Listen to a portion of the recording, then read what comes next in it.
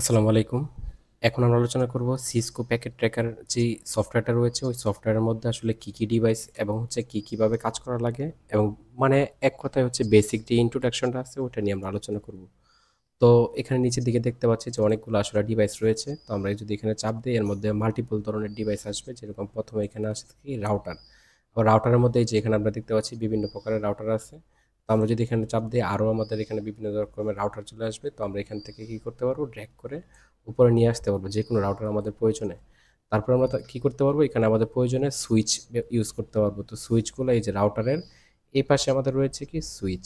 এই সুইচের মতো বিভিন্ন রকমের সুইচ রয়েছে। যখন আমাদের অনেকগুলো পোর্টের দরকার পড়ে তখন আমরা কি করি? পিটি সুইচগুলো হচ্ছে গিয়ে ইউজ করি।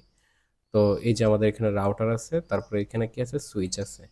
আবার আমাদের এখানে বিভিন্ন রকমের ডিভাইসগুলো এই পাশে আছে, ওয়্যারলেস ডিভাইস, তারপরে হচ্ছে গিয়ে হাব এবং হচ্ছে এই পাশে আছে কি আমাদের সিকিউরিটি ডিভাইস। তারপরে এখানে আমাদের আরও অনেকগুলো ইন ডিভাইস রয়েছে, যেরকম পিসি, তারপর হচ্ছে আমাদের এখানে কি আছে? ল্যাপটপ আছে, তারপরে আমাদের এখানে সার্ভার আছে। আমাদের যা, যা লাগে এই ডিভাইসগুলো হচ্ছে টিভি, ট্যাবলেট, প্রিন্টার সবগুলো হচ্ছে আমরা এখান থেকে পাবো। তারপরে আমরা এখানে হচ্ছে গিয়ে আবার দেখতে পাচ্ছি কি যে আমাদের এখানে বিভিন্ন ধরনের ডিভাইস রয়েছে। এই পাশে যদি ক্লিক করি, আমাদের এগুলো যদিও লাগে না তেমন ইউজ করার ক্ষেত্রে। তারপরে হচ্ছে আমরা এখানে ব্যাটারি, ব্লুটুথ মানে যেকোনো ধরনের যেই ডিভাইসগুলো থাকে নরমালি ওই ডিভাইসগুলো এই পাশে রয়েছে। তারপরে হচ্ছে ইন্ডাস্ট্রিয়াল ক্ষেত্রে যেগুলো ডিভাইস লাগে। তো দেন হচ্ছে গিয়ে পাওয়ার গ্রিডের ক্ষেত্রে যে ডিভাইসগুলো থাকে।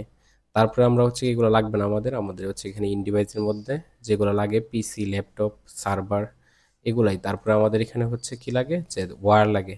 তোমরা বিভিন্ন কানেকশন দেওয়ার ক্ষেত্রে বিভিন্ন ধরনের তার পেয়ে যাবো। এটা হচ্ছে গিয়ে লাস্টেরটা, এটা ইউএসবি কেবল।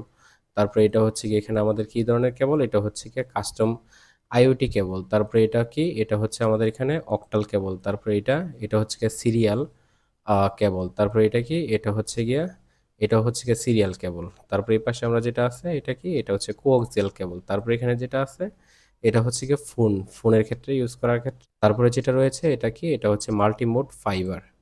তারপরে এই পাশে আছে হচ্ছে আমাদের এখানে সিঙ্গেল মোড ফাইবার। তারপরে আমাদের এখানে রয়েছে কি? যে কপার ক্রসওভার কেবল। এটা অনেক ক্ষেত্রে ইউজ করা হয়। তারপরে আমাদের এখানে আছে কি? কপার স্ট্রেট থ্রো কেবল। তারপরে আমাদের এই পাশে আছে কি? এটা হচ্ছে কনসোল।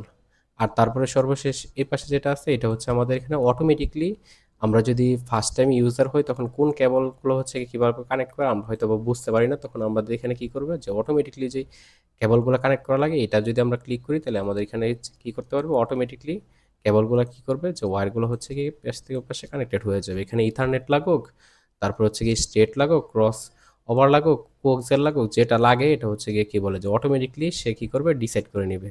আর আমরা উপরের দিকে যদি আসি তাহলে এই যে এখানে সার্চ আইকন যেটা আছে এটার মধ্যে যদি চাপ দিই তখন আমরা কি করতে পারবো? যে এখানে বিভিন্ন রকমের এই ডিভাইসের মধ্যে কি কি ইম্পর্টেন্ট টপিকগুলো আছে ওইগুলো হচ্ছে আমরা এখানে সার্চ করে দেখতে পারবো, যেরকম রাউটিং টেবিল।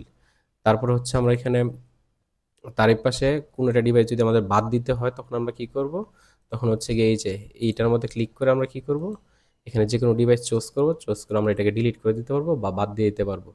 আবার আমাদের প্রয়োজনে এটা কি করতে পারবো? আমরা এখানে নিচ থেকে হচ্ছে কি এটাকে আবার ড্র্যাগ করে উপরে নিয়েও আসতে পারবো।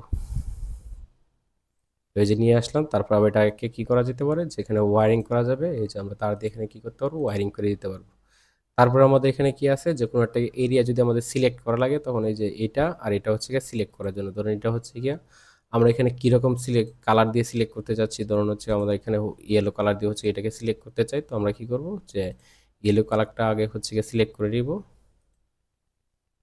সিলেক্ট করে নেওয়ার পরে আমরা কি করব? যে এখানে ফিল কালার, তারপর আমরা একটা নির্দিষ্ট এরিয়া এটাকে আমরা কি করতে পারবো? কালার করে দিতে পারবো। এটা হচ্ছে গিয়ে কি বলে যে রেক্টেঙ্গুলার বা চতুর্ভুজ আকৃতির। তারপরে আমরা এখানে চাইলে এটাকে সার্কেলের মতন করে হচ্ছে সিলেক্ট করতে পারবো। এই যে আমাদের এখানে কি করতে পারবো? সার্কেলের মতন করে এটাকে চাইলে সিলেক্ট করা যাবে।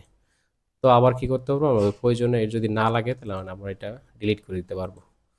তো এই ছিল হচ্ছে এটা। তারপরে আমরা এই পাশে এখানে এই যে এই সেকশনটা হচ্ছে আমরা বিভিন্ন কিছু নামকরণের ক্ষেত্রে বা কোন আইপিটা ব্যবহার করবো। ধরুন এখানে আমরা আইপি ব্যবহার করতেছি কত? 192 ডট হচ্ছে গিয়ে 168.0.1।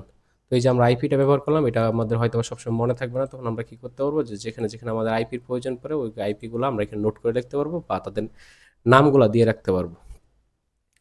তারপরে আমাদের এখানে কি বলে যে এটা তো দেখলামই, আর এইটা কি? এটা হচ্ছে আমরা কোনো একটা মেসেজ যদি হচ্ছে এক জায়গা থেকে আরেক জায়গাতে আমরা প্রেরণ করতে চাই, যদি এখানে এই মেসেজটা যাবে না, কারণ হচ্ছে আমাদের এখানে ফাংশনাল যে পোর্ট আছে ওই পোর্টের সেট আপ করা নাই।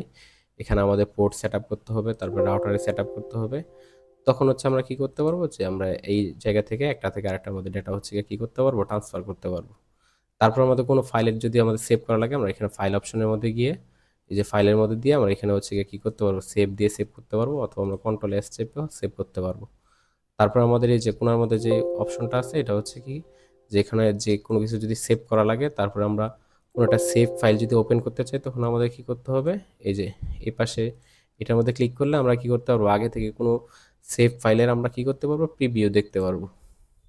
তারপর কোনো কিছু যদি প্রিন্ট করার প্রয়োজন পড়ে, তখন হচ্ছে এই যে আমাদের এইটার মধ্যে চাপতে হবে।